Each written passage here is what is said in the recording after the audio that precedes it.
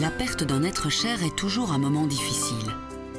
Il faut préparer les funérailles en fonction des convictions du défunt. Se posera alors la question du devenir de la dépouille du disparu.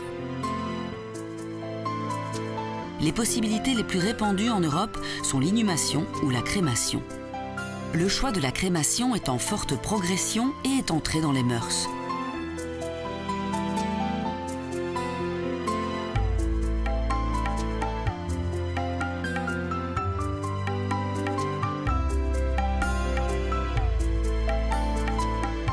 Certains l'ont peut-être oublié, mais le droit à la crémation est une des grandes victoires au début du XXe siècle de la libre pensée et de la laïcité. C'est la Société belge pour la crémation qui, après un quart de siècle de lutte acharnée, fut à l'initiative en 1932 de la légalisation de la crémation en Belgique. Ce ne sera qu'en 1963 que l'Église catholique autorise la crémation à ses fidèles. Les religions juives, musulmanes et orthodoxes n'y sont toujours pas favorables. Pourtant, le choix de la crémation est en Europe en augmentation constante. Dans certains pays, il dépasse largement les inhumations. Face à cet accroissement des crémations, chaque pays européen a sa législation propre. En vue de faire évoluer la situation d'un mode de funérailles qui est encore récent, les crématistes européens se rencontrent afin d'échanger leurs expériences et leurs réflexions. Ainsi, l'Union crématiste européenne a organisé à Nancy un colloque européen sur le thème du statut juridique des restes humains. Ce qui distingue aujourd'hui le cadavre et la cendre, c'est l'aspect sanitaire. Le cadavre peut être dangereux, la cendre jamais. Aucun risque toxique. Deuxième point, cadavre contient des informations sur l'origine biologique et génétique, l'ADN, la cendre n'en contient plus. Doit-on traiter juridiquement de la même manière deux substrats aussi différents? Alors, le rapport à la mort pose des questions philosophiques, des questions morales, éthiques et des questions de droit. Le droit est sur un registre qui est celui du permis, de l'interdit et de l'obligatoire. L'éthique, la morale sont sur le souhaitable, le bien, le mal. Parfois, on se recoupe, parfois pas. Parfois, il faut changer le droit pour tenir compte de l'évolution d'une société.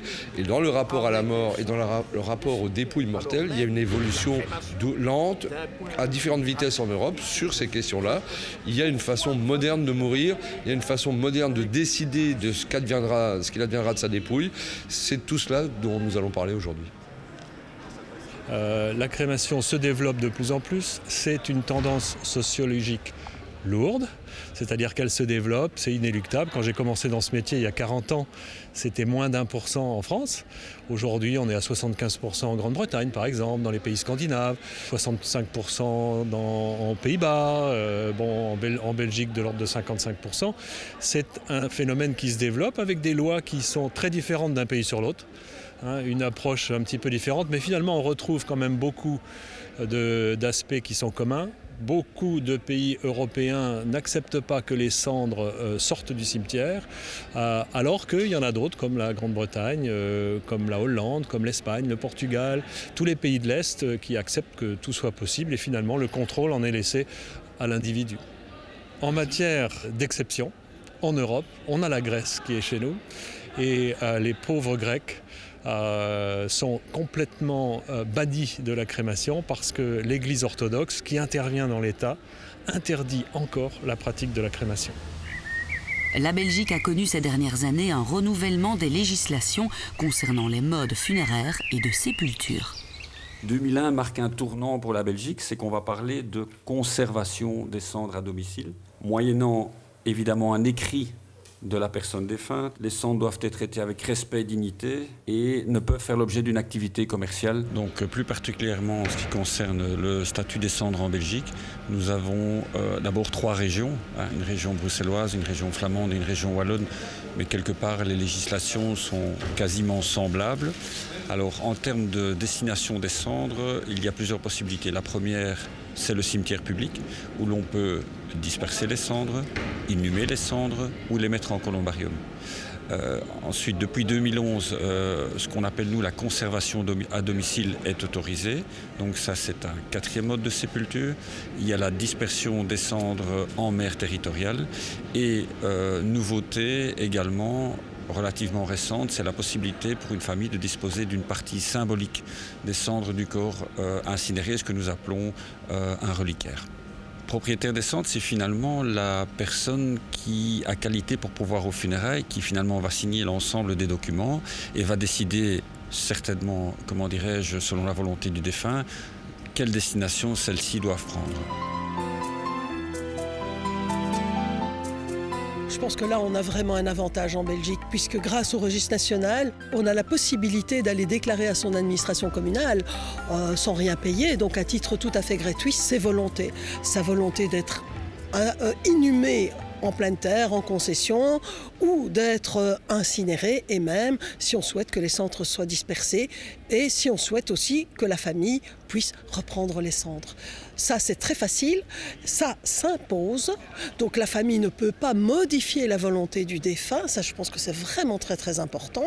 La personne peut changer d'avis. Ça aussi, elle peut retourner et dire voilà, j'ai changé d'avis, maintenant je veux plus la crémation, je veux l'inhumation, mais je veux dire que ça fait foi. Et ça fait foi même si on ne meurt pas dans la commune où on est domicilié, où on a inscrit ses volontés. Les autres communes y ont accès, et donc partout en Belgique, ces volontés sont accessibles et inaliénables. La crémation, finalement, c'est un mode de retour à la terre. Effectivement, quand notre maman nous a fabriqués dans son ventre, elle nous a fabriqués à partir de ce qu'elle a trouvé sur la planète. Et notre corps s'est ainsi constitué. Et effectivement, à un moment ou à un autre, quand arrive la fin de notre vie, il faut retourner à cette planète qui nous a conçus. La crémation va nous laisser des restes qui sont des cendres, qu'on appelle des cendres, vulgairement des cendres, ou des calcus, ou des calcins. Mais c'est une matière imputrescible, en fait, c'est un gravier, c'est pas la poussière que l'on voit dans les films où on voit la poussière s'envoler. Il y en a peut-être un petit peu qui correspond plus à la poussière de bois d'ailleurs, mais la poussière des os de notre corps est siliceuse, imputrescible, incombustible, et c'est exactement la même chose que ce qu'on retrouve après 10 000 ans dans une tombe. Dans une tombe, on retrouve exactement ce qui n'a pas pu se décomposer. Et finalement, même, je parlais du retour à la planète tout à l'heure, même ces cendres que certains envoient dans l'espace, il faut bien savoir qu'au bout d'un certain nombre d'années, gravité faisant, elles retournent sur notre planète.